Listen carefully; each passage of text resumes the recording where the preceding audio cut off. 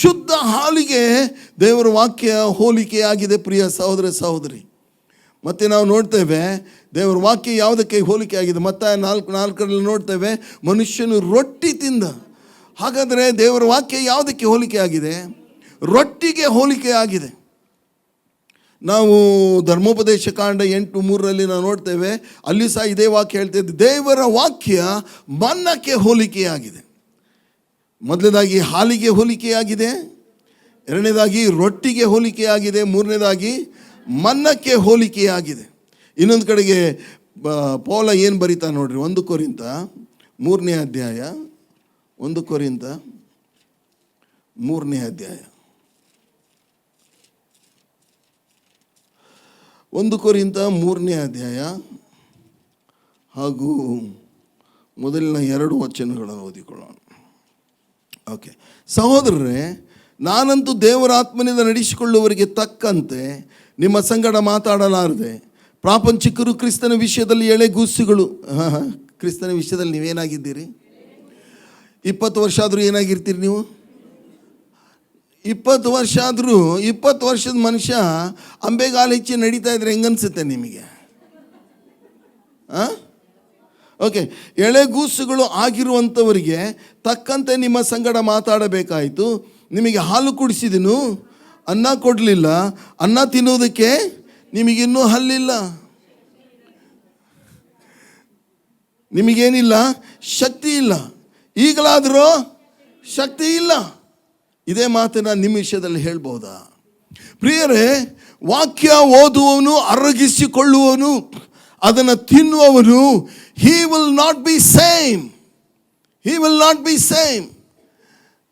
ನಾನು ಸಣ್ಣವನಿರುವಾಗಿಂದ ನೋಡಿದ್ದು, 100 ಜನ ಚರ್ಚಿಗೆ ಬರ್ತಾರೆ, ಕಾಣಿಕೆ ಹಾಕ್ತಾರೆ, 4 ರಾಗ ಹಾಡ್ತಾರೆ.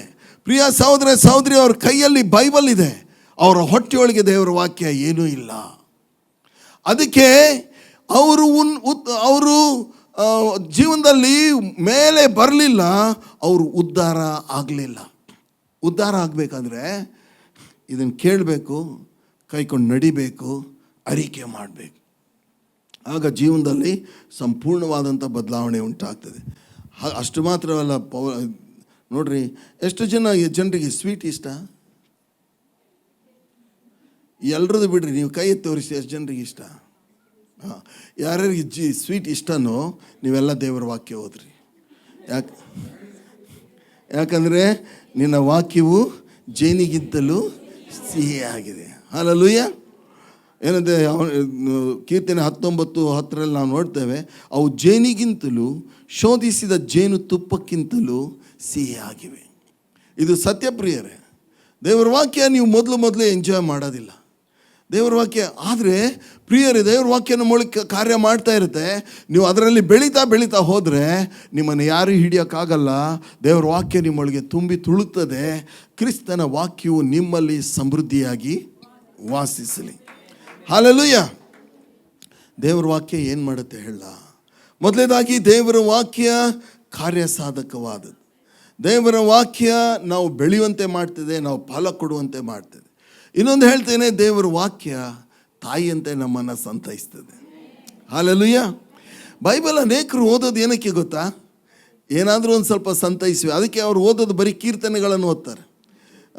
ಕೀರ್ತನೆಯಲ್ಲಿ ನಾವು ನೋಡ್ತೇವೆ 23ನೇ ಕೀರ್ತನೆ, ಯೆಹೋವನು ನನಗೆ ಕುರುಬನು, ಕೊರತೆ ಆತನು ಹಸಿರುಗಾವಲುಗಳಲ್ಲಿ ನನ್ನನ್ನು ತಗ್ಗಿಸ್ತಾನೆ, ವಿಶ್ರಾಂತಿಕರವಾದ ನೀರುಗಳ ಬಳಿಗೆ ಬರಮಾಡ್ತೇನೆ, ನನ್ನ ಪ್ರಾಣವನ್ನು ಉಜ್ಜೀವಿಸ ಮಾಡಿ ತನ್ನ ಹೆಸರಿಗೆ ತಕ್ಕಂತೆ ನನ್ನನ್ನು ನೀತಿ ಮಾರ್ಗದಲ್ಲಿ ನಡೆಸ್ತಾನೆ. ನಾನು ಕಾರ್ಗತ್ತಿನ ಕಣಿವೆಯಲ್ಲಿ ನಡೆಯುವಾಗಲೂ ನೀನು ಹತ್ತಿರುವರಿಂದ ಕೇಡಿಗೆ ಹೆದರಿ, ನಿನ್ನ ದೊಣ್ಣೆಯು ನಿನ್ನ ಕೋಲು ನನಗೆ ಧೈರ್ಯ ಕೊಡ್ತು. ವೈರಿಗಳ ಮುಂದೆ ನೀನು ನನಗೋಸ್ಕರ ಔತಣವನ್ನು ಸಿದ್ಧಪಡಿಸಿದ್ದಿ, ನನ್ನ ತಲೆಗೆ ತೈಲವನ್ನು ಹಚ್ಚಿಸಿದ್ದಿ, ನನ್ನ ಪಾತ್ರೆಯು ತುಂಬಿ ಹೊಸುತ್ತದೆ. ನಿಶ್ಚಯವಾಗಿ ಶುಭವು ಕೃಪೆಯು ನನ್ನನ್ನು. ಹೇಗನ್ನಿಸುತ್ತೆ ಇದನ್ನು ಓದುವಾಗ? 91ನೇ ಕೀರ್ತನೆ ಓದುವಾಗ ಹೇಳ್ತೇವೆ, ಪರಾತ್ಪರನ ನಿವಾಸ ಸ್ಥಾನ ಮಾಡಿಕೊಂಡಿದೆಯಲ್ಲ, ಯಾವ ಕೇಡು ನಿನಗೆ? ನಾನು ಕಣ್ಣೆತ್ತಿ ಪರ್ವತಗಳ ಕಡೆಗೆ ನೋಡ್ತೇನೆ, ನನ್ನ ಸಹಾಯವು ಎಲ್ಲಿಂದ ಬರೋದು? ಭೂಮಿ ಆಕಾಶಗಳು ನಿರ್ಮಿಸಿದ ಯೆಹೋವನಿಂದಲೇ. ನಿನ್ನ ಭೂಯಾತ್ರೆ ಚಿಂತೆಯನ್ನು ಕರ್ತನಿಗೆ ವಹಿಸಿಬಿಟ್ಟು ಭರವಸೆದಿಂದಿರು, ಆತನೇ ಅದನ್ನು. ನಿಮ್ಮ ಚಿಂತೆಯನ್ನೆಲ್ಲ ನನ್ನ ಮೇಲೆ ಹಾಕ್ರಿ. ಅದು ಭಾಳ ಇಷ್ಟ ಅಲ್ಲ ನಮಗೆ. ನಿಮ್ಮ ಚಿಂತೆಯನ್ನೆಲ್ಲ ಯಾರಾದರೂ ಒಬ್ಬರು ನಮ್ಮ ಚಿಂತೆ ಹೊತ್ಕೊಂಡ್ರೆ ನಮ್ಗೆ ಎಷ್ಟು ಖುಷಿ. ಅದು ನಮ್ಮ ದೇವರು ಹೇಳ್ತಾರೆ, ನಿಮ್ಮ ಅನುದಿನದ ಭಾರವನ್ನು ನಾನು ಯಾವಾಗೋ ಒಮ್ಮೆ ಅಲ್ಲ, ದಿನಾಲು. ನಾವು ಭಾಳ ವಿಚಿತ್ರ ಜನ, ನಮ್ಮಂಥ ಹುಚ್ಚು ಲೋಕದಲ್ಲೇ ಇಲ್ಲ. ಸ್ವಾಮಿ ಹೇಳ್ತಾರೆ ನನ್ನ ಮೇಲೆ ಹಾಕು ಅಂತ, ನಾವೇನು ಮಾಡ್ತೀವಿ? ಬೇಡ ಸ್ವಾಮಿ, ನಿನ್ಗೆ ಯಾಕೆ ಸುಮ್ಮನೆ ತೊಂದರೆ? ಅತಿ ಅತಿ ಆತ್ಮೀಯರು ನಾವು, ಓಕೆ, ಓವರ್ ಸ್ಪಿರಿಚುವಲ್ ನಾವು. ಸ್ವಾಮಿಗೆ ಹೇಳ್ತೇನೆಂದರೆ, ಯಾಕೆ ಸ್ವಾಮಿ, ಮೊದಲೇ ನೀನು ಶಿಲುಬೆ ಮೇಲೆ ಅಷ್ಟು ಕಷ್ಟಪಟ್ಟಿದೀಯಾ, ನಮ್ಮ ಚಿಂತೆ ನಿನಗೆ ಯಾಕೆ? ನಮ್ಮ ಚಿಂತೆ ನಾವೇ ಮಾಡ್ತೇವೆ. ಪ್ರಿಯರೇ, ಸ್ವಾಮಿ ಹೇಳ್ತಾರೆ, ನಿಮ್ಮ ಚಿಂತೆ ಏನಲ್ಲ, ನಿಮ್ಮ ಕಾರ್ಯಭಾರವನ್ನು ಕರ್ತನಿಗೆ ವಹಿಸಿದರೆ ನಿಮ್ಮ ಉದ್ದೇಶಗಳು. ಹಲ್ಲೆಲೂಯಾ. ಪ್ರಿಯರೇ, ಒಪ್ಪಿಸ್ರಿ. ಬರೀ ವಾಕ್ಯ ಗೊತ್ತಿರೋ ಅವ್ರಿಗೆ ಒಪ್ಪಿಸ್ಬಿಡೋದು, ನಿಶ್ಚಿಂತೆ ಆಗಿರೋದು, ಮುಂದಿಂದ ಅವ್ರು ನೋಡ್ತಾರೆ. ನಮ್ಮ ದೇವರು ಮಾಡಿರುವ ವಾಗ್ದಾನಗಳು ನಮ್ಮ ಹೃದಯದ ಗಾಯಗಳನ್ನು ವಾಸಿ ಮಾಡ್ತವೆ. ಒಂದು ವಚನ ನನಗೆ ತುಂಬ, ನಾನು ಕಷ್ಟದಲ್ಲಿರುವಾಗ, ಹೋರಾಟದಲ್ಲಿರುವಾಗ ಯಾವಾಗಲೂ ನನಗೆ ಬಹಳ ಸಹಾಯ ಮಾಡಿದಂಥ ಈ ವಚನ ನಾನು 1000 ಸಾರಿ ಹೇಳಿದ್ದೀನಿ. 1 ಕೊರಿಂಥ 10:13 ಹೇಳ್ತದೆ, ಏನಂದರೆ, ಮನುಷ್ಯರು ಸಹಿಸಬಹುದಾದ ಶೋಧನೆಯ ಹೊರತು ಬೇರೆ ಯಾವುದು ನಿಮಗೆ ಸಂಭವಿಸಲಿಲ್ಲ. ದೇವರು ನಂಬಿಗಸ್ತನು, ನಿಮ್ಮ ಶಕ್ತಿಯನ್ನು ಮೀರುವ ಶೋಧನೆಯನ್ನು ನಿಮಗೆ ಬರಗೊಡಿಸದೆ ಶೋಧನೆ ಆಗುತ್ತಲೇ ತಪ್ಪಿಸಿಕೊಳ್ಳುವ ಮಾರ್ಗವನ್ನು ಸಿದ್ಧ ಮಾಡ್ತೇನೆ. ಹಲ್ಲೆಲೂಯಾ. ನನಗೆ ಎಷ್ಟು ಶಕ್ತಿ ಕೊಡ್ತಿದೆ ಅಂತ ಹೇಳಿದ್ರೆ, ನನಗೆ ಬಂದಿರುವ ಹೋರಾಟಗಳನ್ನು ಎದುರಿಸೋಕ್ಕೆ ನನಗೆ ಶಕ್ತಿ ಇದೆ. ಯಾಕಂತ ಹೇಳಿದ್ರೆ, ನನ್ನ ಶಕ್ತಿ ಮೀರಿರುವ ಶೋಧನೆಯನ್ನು ನನಗೆ ದೇವರು ಏನು ಮಾಡೋದಿಲ್ಲ. ನೀವು ಕ್ರಿಸ್ತನಲ್ಲಿ ನೆಲೆಗೊಂಡಿದ್ದರೆ ಏನೇ ಹೋರಾಟ ಬರಲಿ, ಸಂಕಟ ಬರಲಿ, ಸ್ಥಿತಿಗಳು ಬರಲಿ, ಸಾಲ ಬರಲಿ, ಎಂಥದೇ ರೋಗ ಬರಲಿ, ಒಂದನ್ನು ನೀವು ಹೇಳ್ರಿ ಅಂದರೆ, ಇದನ್ನು ಎದುರಿಸುವ ಶಕ್ತಿ ನನಗಿದೆ, ಇಲ್ಲದಿದ್ದರೆ ನನ್ನ ದೇವರು ಇದನ್ನು ಬರಮಾಡ್ತಿರಲಿಲ್ಲ. ಹಲ್ಲೆಲೂಯಾ. ಅದು ನಮ್ಮ ದೇವರು. That is the word of god. ದೇವರ ವಾಕ್ಯ ನಮ್ಮ ಗಾಯಗಳನ್ನು ವಾಸಿ ಮಾಡ್ತದೆ. ರೋಮ 8 ನೋಡ್ತೇವೆ, ಈ ಲೋಕವಾಗಲಿ, ಮೇಲಣ ಲೋಕವಾಗಲಿ, ಕಷ್ಟವಾಗಲಿ, ಸಂಕಟವಾಗಲಿ, ದೇವದೂತರಾಗಲಿ, ದುರಾತ್ಮಗಳಾಗಲಿ, ಮರಣವಾಗಲಿ, ಜೀವವಾಗಲಿ, ಯಾವುದು ನಮ್ಮನ್ನು ಕ್ರಿಸ್ತನಲ್ಲಿ ತೋರಿ ಬಂದ ದೇವರ ಪ್ರೀತಿಯಿಂದ. Hallelujah, hallelujah. ನಮ್ಮ ದೇವರು ನಮ್ಮನ್ನು ಆ ರೀತಿಯಾಗಿ ಅಷ್ಟು ಪ್ರೀತಿ ಮಾಡ್ತಾರೆ. ಪ್ರೀತಿ ಮಾಡುವ ದೇವರು. ವಾಕ್ಯವನ್ನು ಪ್ರಿಯರೇ, ಕೇವಲ ಪ್ರಸಂಗ ಕೇಳಿ ಹೋಗಬೇಡ್ರಿ. ನಾವು ಚಿಕ್ಕವರಿಂದಾಗಿಂದ ನಾವು ಮಾಡಿರೋ ಒಂದು ಹ್ಯಾಬಿಟ್ ಏನಂತ ಹೇಳಿದ್ರೆ, ವಾಕ್ಯವನ್ನು ಕೇಳಿದರೆ ಅದನ್ನು ಸ್ಪಷ್ಟವಾಗಿ ಬರೆದಿಟ್ಕೊಂಡು ಧ್ಯಾನ ಮಾಡಿ, ಅದರಿಂದ ಪ್ರಿಯರೇ ನಮ್ಮ ಜೀವನದಲ್ಲಿ ಆಶೀರ್ವಾದ ನಾವು ಹೊಂದಿದ್ದೀವಿ. ಇವತ್ತು ಜಗತ್ತಿಗೆ ನಾವು ಹೇಳ್ತೀವಿ, we are blessed. We are blessed physically, mentally, spiritually, financially, everything the Lord will bless you. ನಮ್ಮ ದೇವರು ಇರೋದೇ ಆಶೀರ್ವಾದ ಮಾಡೋದಕ್ಕೆ. ನಿಮ್ಮಲ್ಲಿ ವಾಕ್ಯ ಇಲ್ವಾ, ಆಶೀರ್ವಾದದಿಂದ ನೀವು ವಂಚಿತರಾಗ್ತೀರಿ. ನಾವು ಅಂದ್ಕೊಳ್ತೀವಿ ಏನಂದರೆ, ವಾಕ್ಯ ಅಲ್ಲ ಅದು ಪಾಸ್ಟ್ರಿಗೆ, ಅವ್ರು ಓದ್ತಾರೆ, ಹೇಳ್ತಾರೆ, ನಾವು ಕುತ್ಕೊಂಡು ಕೇಳಿ ಹೋಗ್ತೀವಿ. ನೋನು ಆ ಮನೋಭಾವ ನಿಮ್ಮಲ್ಲಿ ಇತ್ತಂದರೆ ಉದ್ಧಾರ ಆಗಲ್ಲ. ಉದ್ಧಾರ ಆಗಬೇಕು ಅಂತ ಹೇಳಿದ್ರೆ ವಾಕ್ಯದಲ್ಲಿ ನೆಲೆಗೊಂಡಿರಬೇಕು, ಬೆಳೆದು ಫಲ ಕೊಡಬೇಕು. ಆಗ ವಾಕ್ಯ ನಮಗೆ ನೋಡ್ರಿ, ವಾಕ್ಯ ಪ್ರಕಟಿಸ್ತದೆ. ಎಲ್ಲರೂ ಹೇಳೋಣ, ಇಟ್ ರಿವೀಲ್ಸ್. ಅರ್ಥ ಮಾಡ್ಕೊಳ್ಳೋಣ. ಅದನ್ನು ಅರ್ಥ ಮಾಡ್ಕೊಳ್ಳಿಕ್ಕೆ ಒಂದು ವಚನ ಓದೋಣ. ಯಾಕೋಬನ ಪತ್ರಿಕೆ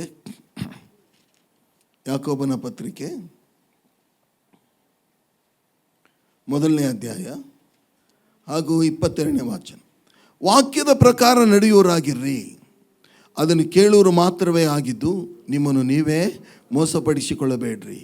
ಯಾವನಾದರೂ ವಾಕ್ಯವನ್ನು ಕೇಳಿದವನಾದರೂ ಅದರ ಪ್ರಕಾರ ನಡೆಯದಿದ್ದರೆ ಅವನು ಕನ್ನಡಿಯಲ್ಲಿ ತನ್ನ ಹುಟ್ಟು ಮುಖವನ್ನು ನೋಡಿದ ಮನುಷ್ಯನಂತಿರುವನು.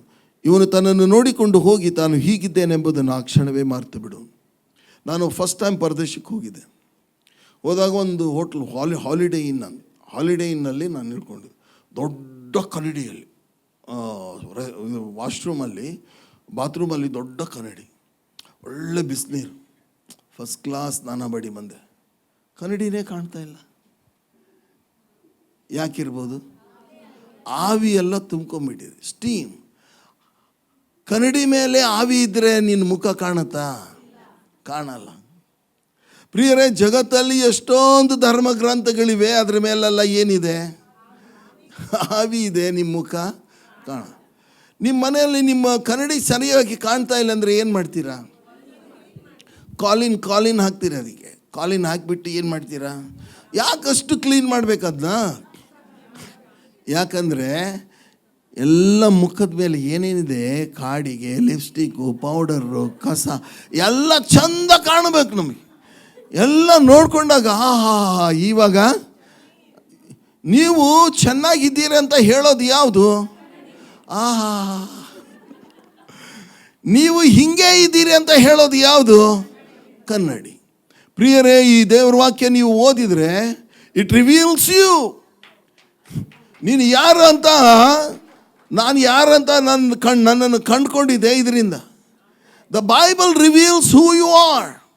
ಸತ್ಯವೇದ ನೀನು ಯಾರು ಅಂತ ಸ್ಪಷ್ಟವಾಗಿ ನಿನಗೆ ತಿಳಿಸ್ತದೆ. ನೀನು ಎಂಥ ಮನುಷ್ಯ, ಎಂಥ ದುರವಸ್ಥೆಯಲ್ಲಿ ಬಿದ್ದ ಮನುಷ್ಯ, ನಿನ್ನ ಭವಿಷ್ಯ ಏನಾಗುತ್ತೆ, ನಿನ್ನ ಆತ್ಮ ಏನಾಗುತ್ತೆ, ನಿನಗೆ ಮುಂದೆ ನಿನ್ನ ಜೀವನದಲ್ಲಿ ಏನಾಗುತ್ತೆ ಎಲ್ಲ ಹೇಳುವಂಥದ್ದೇ ದೇವರ ವಾಕ್ಯ. The word of god has the answer for all our questions. ಎಲ್ಲ ನಮ್ಮ ಪ್ರಶ್ನೆಗಳಿಗೆ ಉತ್ತರ ಸತ್ಯವೇದದಲ್ಲಿ ಇದೆ ಪ್ರಿಯರೇ. ಹಲ್ಲೆಲೂಯಾ. ಈ ಬೈಬಲ್ ಎಷ್ಟು ವಿಚಿತ್ರ, ಸಚ್ ಎ ಮ್ಯಾಜಿಕಲ್ ಬುಕ್ ಅಂತ ಹೇಳಿದ್ರೆ, ಕೇವಲ ನಿಮ್ಮನ್ನು ಮಾತ್ರ ಇದು ಪ್ರಕಟಿಸುವುದಿಲ್ಲ, ನಿಮ್ಮನ್ನು ಉಂಟು ಮಾಡಿದ ದೇವರು ಎಂಥವ್ರಂತ ಹೇಳ್ತದೆ. ಹಲ್ಲೆಲೂಯಾ.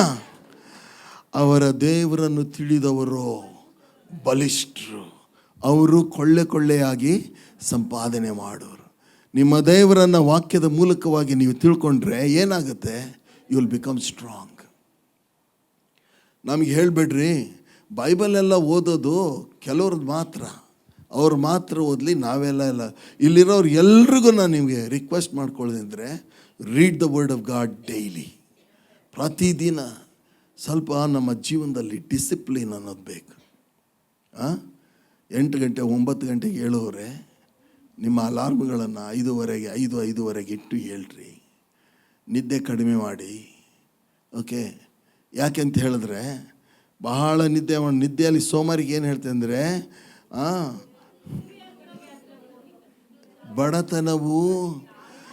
ಬಡತನವು ದಾರಿಗಳಂತೆ ಬಂದು ನಿಮ್ಮನ್ನು, ಓಕೆ, ಬಡತನವು ಹೇಗೆ ಬರ್ತಂದರೆ ದಾರಿಗಳನ್ನು ಹಾಗೆ ಬರ್ತದೆ. ಓಕೆ ಪ್ರಿಯರು, ಎಲ್ರಿಗೂ ನಾನು ಎನ್ಕರೇಜ್ ಮಾಡ್ತೀನಿ, read the word of god. ಓದು ಬರೋದಿಲ್ವಾ?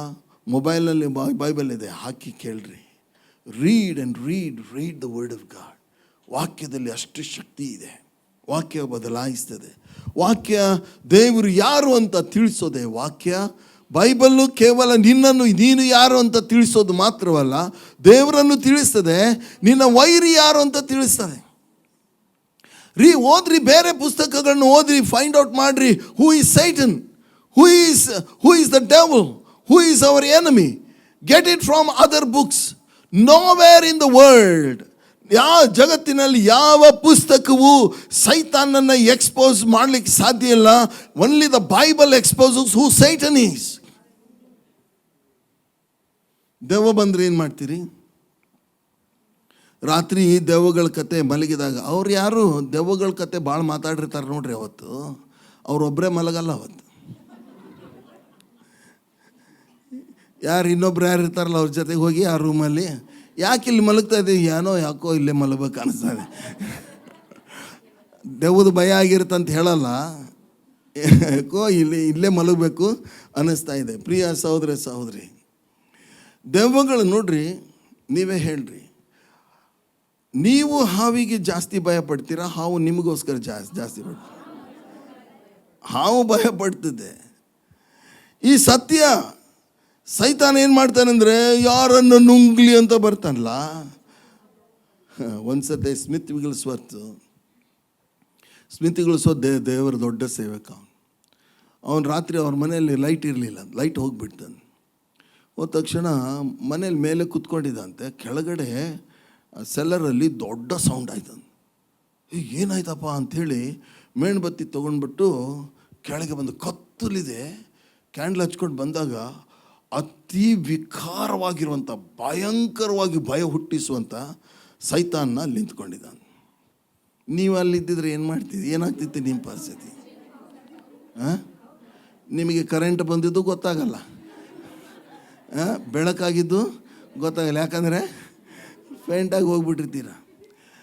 ಸ್ಮಿತ್ ಉಲ್ಸರ್ತ್ ನೋಡಿದಂತೆ ಮೇಲಿಂದ ಕೆಳಗೆ, ಓ ನೀನಾ ಅಂತ ಕ್ಯಾಂಡ್ಲ್ ಆರಿಸಿ ಮೇಲೆ ಬಂದ್ಬಿಟ್ಟ. ಅವನು ಯಾಕೆ ಹಂಗೆ ಮಾಡಿದ? ಲವ್, ನೀನು ಯಾವನು? ನನ್ನ ಕಾಲು ಕೆಳಗಿರೋನು, ನೀನು ಎಲ್ಲಿರೋನು? ಅದು ಅವನಿಗೆ ಹೆಂಗೆ ಗೊತ್ತಾಯ್ತು? ಎಲ್ಲಿಂದ ಗೊತ್ತಾಯ್ತು? Give a big hand to the Lord. Hallelujah. ಸೈತಾನ ಯಾರು, ಅವನ ಶಕ್ತಿ ಏನು, ಅವನ ಜೊತೆ ಹೇಗೆ ನಡ್ಕೊಳ್ಬೇಕು, ಅವನನ್ನು ಹೇಗೆ ಓಡಿಸಬೇಕು, ಯಾವ ಪುಸ್ತಕ ಜಗತ್ತಿನಲ್ಲಿ ಹೇಳುವುದಿಲ್ಲ except the word of God. Hallelujah. Give a big hand to the Lord. ಇಡೀ ಲೋಕವನ್ನು ಅಲ್ಲ ಕಲ್ಲೋಲ ಮಾಡಿದ ಸೈತಾನನ್ನು ನಡಗಿಸುವ ಶಕ್ತಿ ದೇವರು ನಿಮಗೆ ಕೊಟ್ಟಿದ್ದಾರೆ. ಹಲ್ಲೆಲೂಯಾ. 12 ಮಂದಿ ಶಿಷ್ಯರನ್ನು ಒಟ್ಟಿಗೆ ಕರೆದು ಅವರಿಗೆ ಎಂಥ ದೇವ? ಎಲ್ಲ ದೇವಗಳನ್ನು ಬಿಡಿಸುವ ಅಧಿಕಾರ, ಶಕ್ತಿ ಕೊಟ್ಟು ಅಂದ್ಗಳು. ಸೈತಾನನ್ನು ಎದುರಿಸ್ರಿ, ಆಗತ್ತೆ ನಿಮ್ಮನ್ನು ಬಿಟ್ಟು ಓಡು. ಸೈತಾನಿಗೆ ಅವಕಾಶ ಕೊಡಬಾರ್ದು. ಸೈತಾನನ ತಂತ್ರೋಪಾಯಗಳನ್ನು ನೀವು ಅರಿಯದವರಲ್ಲವಲ್ಲ. ಹಲ್ಲೆಲೂಯಾ. ಮನೆಯಲ್ಲಿ ಹೆಂಡತಿ ಜೊತೆ ಜಗಳ ಆಗಿರುತ್ತೆ. ಪಾಸ್ಟ್ರ್ ಮನೆಗೆ ಹೋದಾಗ, ಪಾಸ್ಟ್ರ್ ಸಾಕಾಯ್ತು ರೀ ಅವಳಿಂದ, ಸಾಯಿಸ್ಬಿಡು, ಏನು ಸಿಟ್ಟು. ಅವಳಲ್ಲಪ್ಪ ಪ್ರಾಬ್ಲಮ್ ಇರೋದು. ಅಲ್ಲಿ ಮೇಲೆ ಆರಾಮ ಅವನ ಕಾಲ ಮೇಲೆ ಕಾಲು ಹಾಕ್ಕೊಂಡು ಈಸಿ ಚೇರ್ ಮೇಲೆ ಕೂತಿರ್ತಾನೆ. ಯಾರು ಅವನು? ಸೈತಾನ್ ಬಂದಿಸ್ರಿ, ಅವಳು ಸರಿ ಆಗ್ತಾಳೆ, ನೀನು ಸರಿ ಆಗ್ತೀಯ. ಹಲ್ಲೆಲೂಯಾ. ಯಾವಾಗ ದೆವ್ವ ಹೋಗುತ್ತೋ ಮನೆ ಸರಿ ಆಗುತ್ತೆ, ನೆಟ್ಟಗಾಗುತ್ತೆ. ಹಲ್ಲೆಲೂಯಾ.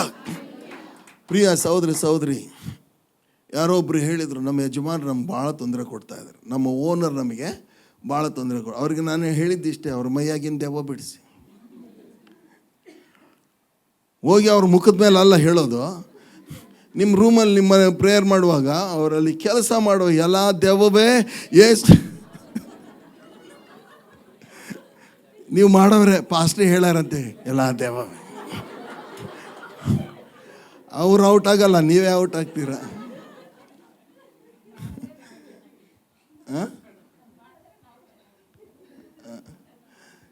ನಾನು ಸತ್ಯ ಹೇಳ್ತೀನಿ ನಿಮಗೆ, ಈ ಥರ ಮಾಡಿ ಜೀವನದಲ್ಲಿ ಭಾಳ ಜಯ ಗಳಿಸಿದ್ದೀನಿ. ನಮ್ಮ ವಿರುದ್ಧ ಯಾರು ಹೇಳ್ತಾರೆ, ಇಲ್ಲೇ ಪಕ್ಕದವ್ರು ಎದ್ದಿದ್ರಿ, ಭಾಳ ಚರ್ಚು ಮುಚ್ಚಿಸ್ಬಿಡ್ತೀನಿ. ನಾವೇನು ಮಾಡಿದ್ವಿ? ಅವನು ಹಿಡಿಲಿಲ್ಲ, ಅವನ ಹಿಂದೆ ಕೆಲಸ ಮಾಡೋದು ಹಿಡಿದ್ವಿ ನೋಡ್ರಿ, ಬಾಲ ಹಿಡಿದ್ವಿ ಸರಿಯಾಗಿ. ಸಂಸೋನ ಬಾಲ ಹಿಡಿದು ಬಾಲಕ್ಕೆ ಬೆಂಕಿ ಹಚ್ಚಿದ್ನಲ್ಲ, ಹಂಗೆ ನಾವು ಹಚ್ಚಿ ಬಿಟ್ವಿ. ದೆವ್ವ ಹೋಯ್ತು, ಹೋಗುವಾಗ ಅವನ್ನೂ ಕರ್ಕೊಂಡು ಹೋಯ್ತು. Hallelujah. Give a big hand to the Lord. ದೇವರ ನಾಮಕ್ಕೆ ಸ್ತೋತ್ರ. ಪ್ರಿಯ ಸಹೋದರಿ, ದೇವರ ವಾಕ್ಯ ಮಾತಾಡ್ತದೆ, ದೇವರ ವಾಕ್ಯ ಪ್ರಕಟಣೆಯನ್ನು ಕೊಡ್ತದೆ. ನಿನ್ನ ಕುರಿತಾಗಿ ಹೇಳ್ತದೆ, ದೇವರ ಕುರಿತಾಗಿ ಹೇಳ್ತದೆ, ವೈರಿಯ ಕುರಿತಾಗಿ ಹೇಳ್ತದೆ. ಇದು ಯಾಕಂತ ಹೇಳಿದರೆ, ಇದು ಜೀಸಸ್, ಇದೇ ಯೇಸುನೇ ದೇವರ ವಾಕ್ಯ. ಪ್ರಿಯರೇ, ಈ ಲೋಕದಲ್ಲಿರೋ ಬೇರೆ ಬೇಕಾದಷ್ಟು ಧರ್ಮಗ್ರಂಥಗಳನ್ನು ಓದ್ರಿ, ನಿಮಗೆ ಏನಿರೋದಿಲ್ಲ, ಅಸ್ತಿವಾರ ಇರೋದಿಲ್ಲ. ಒಂದು ಜೀವನಕ್ಕೆ ಅಸ್ತಿವಾರ ನೋಡ್ರಿ. ಯೇಸು ಸ್ವಾಮಿ ಹೇಳ್ತಾರೆ, 2 ಮನೆ ಕಟ್ಟಿದ್ರಂತ. ಒಬ್ಬನ ಹೆಸರು ಬಂಡಣ್ಣ, ಇನ್ನೊಬ್ಬರ ಹೆಸರು ಮರಳಣ್ಣ, ಉಸುಬಣ್ಣ. ಹೇಳೋಣ ಎಲ್ಲರೂ, ಬಂಡಣ್ಣ, ಉಸುಬಣ್ಣ. ಯಾರು ಬೇಗ ಕಟ್ಟಿರ್ಬೋದು ಮನೆ?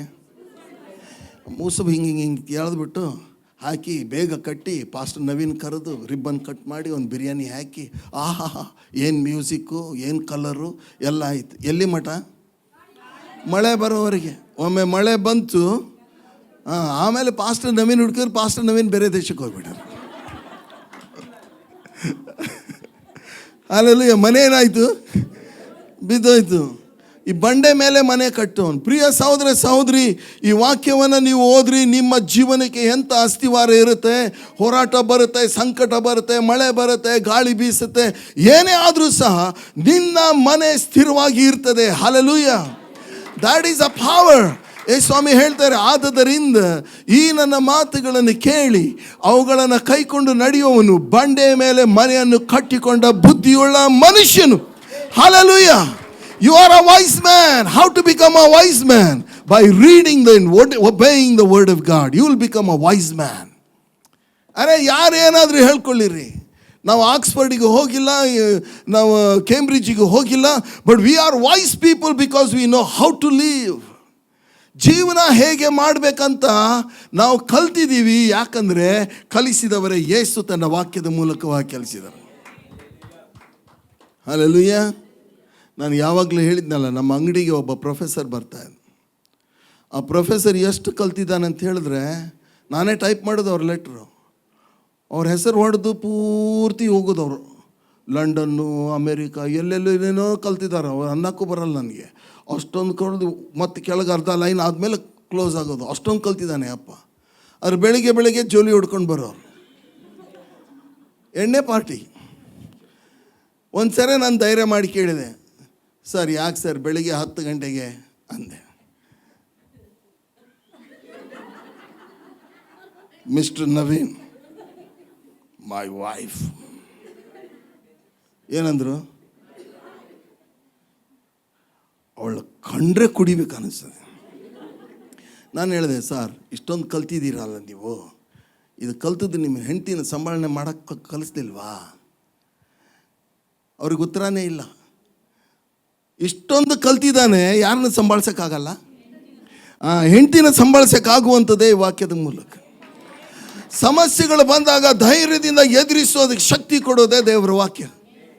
Hallelujah, hallelujah. ಪ್ರಿಯ ಸಹೋದರ ಸಹೋದರಿ, ಮುಂದೆ ನಾವು ಬೇಗ ನೋಡಿಕೊಳ್ಳೋಣ. We have so many fringed elements. ಅಂದರೆ ಏನೇನೋ ವಿಷಯದಲ್ಲಿ ನಮ್ಮ ತಲೆಯಲ್ಲಿ ನಾವು ಸಿಕ್ಕಾಕೊಂಡ್ಬಿಟ್ಟಿರ್ತೀವಿ. ಈಗ ನೀವು ತಲೆ ಬಾಚುವಾಗ ಸಿಕ್ಕು ಬಿಡಿಸ್ತೀರಲ್ಲ, ಕಷ್ಟ ಆಗುತ್ತಲ್ಲ. ಎಲ್ಲಿ ತನಕ ಸಿಕ್ಕು ಬಿಡಿಸ್ತೀರಿ? ಅದು ಮೆಲ್ಲ ನೀಟಾಗಿ ಬರಬೇಕು. ಅಲ್ಲಿವರೆಗೆ ಏನು ಮಾಡ್ತಾ ಇರ್ತೀರಿ? ಓಕೆ ಪ್ರಿಯರೇ, ನಮ್ಮ ಜೀವನದಲ್ಲಿ ಅನೇಕ ಸಮಸ್ಯೆಗಳು ಬರ್ತವೆ, ಹೋರಾಟಗಳು ಬರ್ತವೆ, ಪ್ರಶ್ನೆಗಳು ಬರ್ತವೆ. ಬಿಡಿಸಲಾರದಂಥ ಸಮಸ್ಯೆಗಳನ್ನು ಬಿಡಿಸುವಂಥ ಶಕ್ತಿ ಇರೋದೇ ದೇವರ ವಾಕ್ಯಕ್ಕೆ. ನನ್ನ ಜೀವನದಲ್ಲಿ ಹಾಗೆ ಇತ್ತು. ಕನ್ಫ್ಯೂಷನ್, ಕತ್ತಲೆ, ಹೀಗೆ ಹೋಗ್ಬೇಕೋ ಗೊತ್ತಿಲ್ಲ, ಇದನ್ನು ಮಾಡಬೇಕೋ ಅದನ್ನು ಮಾಡಬೇಕೋ ಗೊತ್ತಿಲ್ಲ. ಅದಕ್ಕೆ ದೇವ್ರ ವಾಕ್ಯದಲ್ಲಿ ಸುಂದರವಾದ ಮಾತಿದೆ, ನಿನ್ನ ವಾಕ್ಯವು ನನ್ನ ಕಾಲಿಗೆ ದೀಪವು, ದಾರಿಗೆ ಬೆಳಕು. ಯಾವಾಗ ಈ ಬೆಳಕು ಬರಲಿಕ್ಕೆ ಸ್ಟಾರ್ಟ್ ಆಯಿತೋ, ಒಂದೊಂದೇ ಸಿಕ್ಕು ಬಿಡಿಸ್ಕೊಂಡು ಹೋಗ್ತಾ ಇತ್ತು. ತಲೆಯಲ್ಲಿರೋ ತುಂಬಿಕೊಂಡಿರೋ ಕತ್ತಲೆ ಒಂದೊಂದೇ ಹೊರಟು ಹೋಯಿತು. ಪ್ರಿಯ ಸಹೋದರ ಸಹೋದರಿ, ನೀನು ಯಾರೇ ಇರು, ಈ ಗಲಿಬಿಲಿಗೊಂಡಿರುವಂಥ ನಿನ್ನ ತಲೆಯನ್ನು ಸೀದಾ ಮಾಡೋದೇ ದೇವರ ವಾಕ್ಯ. ಚಿಂತೆ, ಹೋರಾಟ, ಸಂಕಟ, ವೇದನೆ, ಭಯಗಳು, ಭಯ ಇದೆಯಲ್ಲ, ದೇವರ ವಾಕ್ಯ ಹೇಳ್ತದೆ, ದೇವರು ನಮಗೆ ಕೊಟ್ಟಿರೋ ಆತ್ಮನು ಹೇಡಿಯ ಆತ್ಮನಲ್ಲ, ಬಲ, ಪ್ರೀತಿ, ಶಿಕ್ಷಣದ ಆತ್ಮ. ಪ್ರಿಯರೇ, ಸಮಯ ಇಲ್ಲ, ಇನ್ನೂ ಎಷ್ಟೊಂದು ನಾನು ಎಕ್ಸ್ಪ್ಲೇನ್ ಮಾಡ್ಬೋದು. ಆದರೆ ಅದೇ 119ನೇ ಕೀರ್ತನೆ 105ನೇ ವಚನ ಹೇಳ್ತಿದ್ದೀನಿ, ನಿನ್ನ ವಾಕ್ಯವು ನನ್ನ ಕಾಲಿಗೆ ದೀಪವು, ದಾರಿ. ನಮ್ಮ ಜೀವನಕ್ಕೆ ಇರುವ GPS ದೇವರ ವಾಕ್ಯ. ನಮ್ಮ ಜೀವನದ GPS ದೇವರ ವಾಕ್ಯ. ಒಂದು ಸರಿ GPS ಹಾಕಿದ್ವಿ ರೀ ನಾವು ದಾವಣಗೆರೆಗೆ ಹೋಗಬೇಕಾದ್ರೆ. ನಾನು ನನ್ನ ಹೆಂಡತಿ ಕೂತಿದ್ದೀವಿ. ಅದು ಹೇಳ್ದಂಗೆ ಹೋದೆ. ಸಡನ್ನಾಗಿ ಬ್ರೇಕ್ ಹಾಕಿದೆ, ಇಲ್ಲದ್ರೆ ಎಲ್ಲೋ ಹೋಗಿ ಬೀಳ್ತಿದೆ. ಅದ್ರ ಮುಂದೆ ರಸ್ತೆನೇ ಇಲ್ಲ. ಈ GPS ತೋರಿಸ್ತಾ ಇದೆ. ಮತ್ತೇನು ಹೇಳ್ತದೆ, ಹಾಗೆ ಮುಂದೆ ಹೋಗನ್ನುತ್ತೆ. ನಾನು ಇಳಿದು ನೋಡಿದೆ, ನೋಡ್ಬಾ, ಎದ್ದು ಬಂದು ನೋಡಲ್ಲಿ ಏನು ರಸ್ತೆನೇ ಇಲ್ಲ, ತಗ್ಗೈತೆ, ಇಲ್ಲಿ ಹೊತ್ಕೊಂಡು ಬೀಳ್ಬೇಕು ನಾವು ಅಂತೇಳಿ ರೀ. ಅದು ಹೇಳ್ತೈತಿ, ನಾನು ಹೇಳಿ ಹೋಗಿ ಹೊತ್ಕೊಂಡು ಬೀಳ್ತೀವಿ ನಾವು ಅಂತ. ಮತ್ತು ಮೆಲ್ಲಂಗೆ ರಿವರ್ಸ್ ಮಾಡ್ಕೊಂಬಂದು. ಈ GPS ಫೇಲ್ ಆಗುತ್ತೆ, ಆದರೆ ಪ್ರಿಯರೇ, ಈ GPS ಫೇಲ್ ಆಗಲ್ಲ. ಆಚೆ ದಡ ಮುಟ್ಸೋದೇ ಈ GPS. ಅವ್ರು ಹೇಳಿದ್ರು ಆಚೆ ದಡಕ್ಕೆ ಹೋಗೋಣ ಅಂತ ಹೇಳವ್ರೆ, ಆಚೆ ದಡಕ್ಕೆ ಯಶಸ್ವಿಯಾಗಿ ಹೋಗ್ತದೆ. ಗಾಳಿ ಬೀಸ್ತದೆ, ಮಳೆ ಬರ್ತದೆ, ದೋಣಿ ಅಳ್ಳಾಡ್ತದೆ. ದೋಣಿ ಸೀದಾನಾದ್ರೂ ಹೋಗ್ಲಿ, ಉಲ್ಟಾನಾದ್ರೂ ಹೋಗ್ಲಿ, ಆಚೆ ದಡಕ್ಕೆ ಹೋಗೋದು ಮಾತ್ರ guarantee. Hallelujah, give a big hand to the Lord. ಪ್ರಿಯರೇ, ಇವತ್ತು ತಿರುಗೊಮ್ಮ ಹೇಳ್ತೇನೆ, ಏನಂತ ಹೇಳಿದ್ರೆ, ಈ ವಾಕ್ಯಕ್ಕೆ ಬೆಲೆ ಕೊಡ್ರಿ. ವಾಕ್ಯವನ್ನು ಹಿಡ್ಕೊಂಡವನು ಯೇಸುವನ್ನು ಹಿಡ್ಕೊಂಡಿದ್ದಾನೆ. ವಾಕ್ಯದಲ್ಲಿ ನೆಲೆಗೊಂಡವನು ಕ್ರಿಸ್ತನಲ್ಲಿ ನೆಲೆಗೊಂಡಿದ್ದಾನೆ. ಕಡೆ ಮಾತು ಹೇಳಿಬಿಡ್ತೀನಿ. ಈ ವಾಕ್ಯ ಏನು ಮಾಡುತ್ತೆ ಅಂತ ಹೇಳಿದ್ರೆ, ದೇವರ ವಾಕ್ಯದಲ್ಲಿ ನಾವು ನೋಡ್ತೇವೆ, ಯೋಹಾನ್ ಬರೆಸುವಾರ್ತೆ, I got few seconds but ಅಷ್ಟರಲ್ಲೇ ನಾನು ಮುಗಿಸ್ಬೇಕು. ಯೋಹಾನ್ ಬರೆಸುವಾರ್ತೆ 17ನೇ ಅಧ್ಯಾಯ, ಅದಕ್ಕಿಂತ ಮುಂಚೆ 15ರಲ್ಲಿ ಆ ಮಾತಿದೆ ಕಾಣುತ್ತೆ. ಯೇಸುಸ್ವಾಮಿಯ ಮಾತು ಹೇಳ್ತಾರೆ ಯೋಹಾನ 15ರಲ್ಲಿ. ಓಕೆ, ಯೋಹಾನ 15:2 ಹೀಗೆ ಹೇಳ್ತಾರೆ ನೋಡ್ರಿ, ಫಲ ಕೊಡುವ ಪ್ರತಿಯೊಂದು ಕೊಂಬೆಯು ಹೆಚ್ಚು ಫಲ ಕೊಡುವ ಹಾಗೆ ಅದನ್ನು ಶುದ್ಧಿ ಮಾಡುತ್ತಾನೆ.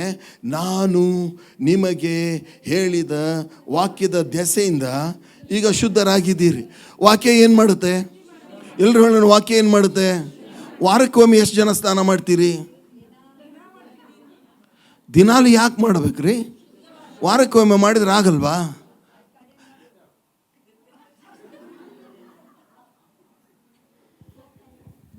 ಓಕೆ, ದಿನಾಲು ಯಾಕೆ ಅಂತ ಹೇಳಿದ್ರೆ ನಾವು ಶುದ್ಧರಾಗಿರ್ಬೇಕು. ಈ ಹುಡುಗಿ ನೋಡಕ್ಕೆ ಬಂದಿರ್ತಾರೆ ನೋಡ್ರಿ, ಹುಡುಗಿ ಕಾಲೇಜಿಂದ ಹೋಗ್ಬೇಕಾದ್ರೆ ಪ್ಯಾಂಟ್ ಶರ್ಟ್ ಹಾಕ್ಕೊಂಡು ಹೋಗಿರ್ತಾಳೆ. ಹುಡುಗ ನೋಡೋಕೆ ಬಂದಾಗ ಅದೇ ಪ್ಯಾಂಟ್ ಶರ್ಟಲ್ಲಿ ಬರ್ತಾಳ? ಹೆಂಗೆ ಬರ್ತಾಳ? ಆಹಾ,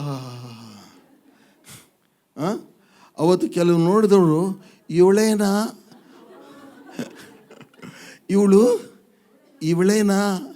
ಇವಳು ಅವಳೇನಾ ಅನ್ನೋಂಗೆ ರೆಡಿಯಾಗಿ ಬರ್ತಾರೆ ಅಲ್ವಾ? ಅದಕ್ಕೆ ಪ್ರಿಯರೇ, ನೀನು ನಾನು ಕ್ರಿಸ್ತನ ಸಭೆಯಾಗಿದ್ದೀವಿ. ನಾವೇನಾಗಿದ್ದೀವಿ? ಕ್ರಿಸ್ತನ ಸಭೆಯಾಗಿದ್ದೀವಿ. ಯೇಸುಸ್ವಾಮಿ ನಮ್ಮನ್ನು ತಂದೆ ಬಳಿಗೆ ಕರ್ಕೊಂಡು ಹೋಗ್ತಾರೆ. ತಂದೆ ಬಳಿಗೆ ಕರ್ಕೊಂಡು ಹೋದಾಗ ನಮ್ಮನ್ನು ಆ ರೀತಿಯಾಗಿ ದೇವರು ತೋರಿಸೋದಿಲ್ಲ. ನಾವು ಶುದ್ಧ ಕನ್ನಿಕೆಯೋ ಎಂಬಂತೆ ನಮ್ಮನ್ನು ಅವ್ರ ಮುಂದೆ ಕರ್ಕೊಂಡೋಗಿ ನಿಲ್ಲಿಸ್ತಾರೆ. ಆ ವಚನ ಓದಿಕೊಂಡು ಮುಗಿಸೋಣ. ಎಫೆಸದವರಿಗೆ ಬರೆದ ಪತ್ರಿಕೆ 5ನೇ ಅಧ್ಯಾಯ 27ರಿಂದ. ಅದನ್ನು ಕಳಂಕ, ಸುಕ್ಕು ಮುಂತಾದದೊಂದು ಇಲ್ಲದ ಕನ್ನಿಕೆಯೋ ಎಂಬಂತೆ ಪರಿಶುದ್ಧವೂ ನಿರ್ದೋಷವೂ ಮಹಿಮೆಯುಳ್ಳದೂ ಆಗಿರುವ ಸಭೆಯನ್ನಾಗಿ ತನ್ನೆದುರಿನಲ್ಲಿ ನಿಲ್ಲಿಸಿಕೊಳ್ಳಬೇಕೆಂದು. ಎದರಿಂದ? ವಾಕ್ಯವೆಂಬ ಜಲ ಸ್ನಾನದಿಂದ ನಮ್ಮನ್ನು ಏನು ಮಾಡ್ತಾರಂತೆ? ಶುದ್ಧಿ ಮಾಡ್ತಾರೆ. Hallelujah. The word of God cleanses you, cleanses your conscience, cleanses your heart. ಯಾವಾಗ ನೋಡ್ರಿ, ಶುದ್ಧಿ ಇರೋದ್ರಿಂದ ರೋಗಾಣುಗಳೇ ಬರೋದಿಲ್ಲ, ರೋಗನೂ ಬರೋದಿಲ್ಲ. ನಿಮ್ಮ ಆತ್ಮಕ್ಕೆ ರೋಗ ಬರುವುದಿಲ್ಲ ಯಾವಾಗ ವಾಕ್ಯವೆಂಬ ದೇವರ ಶಕ್ತಿ ನಿಮ್ಮನ್ನು ಶುದ್ಧಿ ಮಾಡ್ತದೆ. ಆವಾಗ ನಿಮಗೆ ರೋಗ ಬರುವುದಿಲ್ಲ. ಏನಂದರೆ ನಿಮ್ಮ ಆತ್ಮದಲ್ಲಿ, ಆಂತರದಲ್ಲಿ ಹೊಸ ಬಲ ತರುವುದೇ ದೇವರ ವಾಕ್ಯ. ನಿಮ್ಮನ್ನು ದಿನಾಲೂ ಶುದ್ಧಿ ಮಾಡುವುದೇ ದೇವರ ವಾಕ್ಯ. ಹಲ್ಲೆಲೂಯಾ. ಹಾಗಾದರೆ ದೇವರ ವಾಕ್ಯ ಕಾರ್ಯ ಸಾಧಕವಾದ ದೇವರ ವಾಕ್ಯ ನೀವು ಬೆಳೆಯುವ ಹಾಗೆ ಮಾಡ್ತದೆ. ಅದು ಹಾಲು, ರೊಟ್ಟಿ, ಓಕೆ, ಮನ್ನ ಮತ್ತು ಮಾಂಸಕ್ಕೆ, ಜೇನುತುಪ್ಪಕ್ಕೆ ಹೋಲಿಕೆಯಾಗಿದೆ. ದೇವರ ವಾಕ್ಯ ನಮಗೆ ಪ್ರಕಟಿಸ್ತದೆ. ಹಲ್ಲೆಲೂಯಾ. ನಾನು ಯಾರಂತ ನನಗೆ ಪ್ರಕಟಿಸ್ತದೆ, ದೇವರು ಯಾರಂತ ಪ್ರಕಟಿಸ್ತದೆ. ದೇವರ ವಾಕ್ಯ ನಮ್ಮ ಗಾಯಗಳನ್ನು ವಾಸಿ ಮಾಡ್ತದೆ. ದೇವರ ವಾಕ್ಯ ನಮಗೆ ಅಸ್ಥಿವಾರ ಹಾಕ್ತದೆ. ದೇವರ ವಾಕ್ಯ ನಮ್ಮ ಎಲ್ಲ ಗಡುಚಾದ ಗಲಿಬಿಲಿಯಾದ ಸಮಸ್ಯೆಗಳಿಂದ ನಮ್ಮನ್ನು ಬಿಡುಗಡೆ ಮಾಡಿ, ನಮ್ಮ ಮನಸ್ಸುಗಳನ್ನು ಹಗುರು ಮಾಡಿ, ಬೆಳಕಿನಿಂದ ತುಂಬಿಸಿ ಸರಳವಾಗಿ ನಾವು ಮುಂದೆ ಸಾಗುವಂತೆ ಮಾಡುವುದೇ ದೇವರ ವಾಕ್ಯ. ದೇವರ ವಾಕ್ಯ ನಮ್ಮನ್ನು ಯಾವಾಗಲೂ ಶುದ್ಧಿ ಮಾಡ್ತದೆ. ದೇವರ ವಾಕ್ಯ ನಮ್ಮ ಜೀವಿತಕ್ಕೆ GPS ಆಗಿದೆ. Are you blessed? ಅದಕ್ಕೆ ಬೈಬಲ್ ಇಲ್ದವರು ಬೇಗ ಬೈಬಲ್ ತಗೊಳ್ರಿ, ವಾರಕ್ಕೊಮ್ಮೆ ಓದ್ರಿ, ಆಯಿತಾ? ಹೇಳ್ರಿ ಗಟ್ಟಿಯಾಗಿ ನೋಡೋಣ. ಇನ್ನೊಂದ್ಸರಿ ಚರ್ಚಲ್ಲಿ ಹೇಳಿದ್ದೀರಿ ಆ ದಿನಾಲು ಅಂತ, ಭಾಳ ಕೇರ್ಫುಲ್ ಆಗಿರ್ರಿ. ಓಕೆ, ದಿನಾಲು ಓದಿ, ಅವಸರ ಇದ್ರೂ ಪರವಾಗಿಲ್ಲ, ಓದ್ರಿ, ಧ್ಯಾನ ಮಾಡ್ಲಿಕ್ಕೆ ಸ್ಟಾರ್ಟ್ ಮಾಡಿರಿ. ಒಂದು ದಿವಸ ಬರ್ತದೆ ನಿಮ್ಮ ತಲೆ ತುಂಬ, ಹೊಟ್ಟೆ ತುಂಬ ದೇವರ ವಾಕ್ಯ ಇರುತ್ತೆ. ಕ್ರಿಸ್ತನ ವಾಕ್ಯವು ಸಮೃದ್ಧಿಯಾಗಿ ಹೇರಳವಾಗಿ ನಿಮ್ಮೊಳಗೆ ವಾಸಿಸಲಿ.